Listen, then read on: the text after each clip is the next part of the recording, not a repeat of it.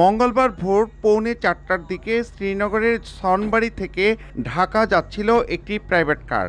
ঢাকা মাওয়া এক্সপ্রেসওয়ের ওমপাড়া service রোডে পৌঁছলে barricade দিয়ে ডাকাতির চেষ্টা চালায় দুর্বৃত্তরা। ইতোমধ্যে সামাজিক যোগাযোগ মাধ্যমে ভাইরাল ডাকাতির চেষ্টার সেই সময়কার একটি ভিডিও।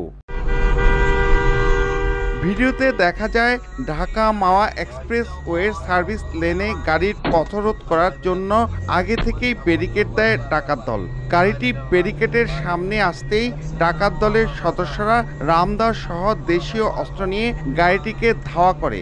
ড্রাইভারের উপস্থিত বুদ্ধিতে গাড়িটি তখন মুহূর্তের মধ্যে ব্যাক গিয়ারে চলতে থাকে।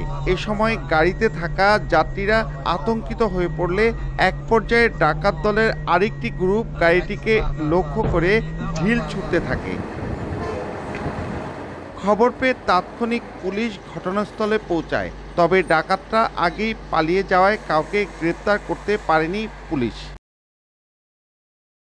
সনবাড়ি থেকে ওই প্রাইভেট কারওয়ালারা নিচে যাচ্ছিল সার্ভিস লেন দিয়ে ঢাকামুখী। যাওয়ার পথে মধ্যে যে কেওয়াটখালী ব্রিজের এখানে যে টার্নিংটা আছে, টার্নিংটার মধ্যে একটা খড় করে দেখতে যায় লাইটার আলোতে, তখন সে গাড়ি গতি কমায় দিয়ে দুজন লোক ব্যবসা গাড়ি পিছন থেকে সেটাকে ধাওয়া করে, কিন্তু ধরতে পারে না। ব্যাক করে যে সে সনবাড়িতে যায়। সনবাড়িতে আমাদের টিম ছিল, ওই টিমকে যে নক করে, তখন আমাদের টিম দ্রুত আসে ওদেরকে পাওয়া যায় নাই।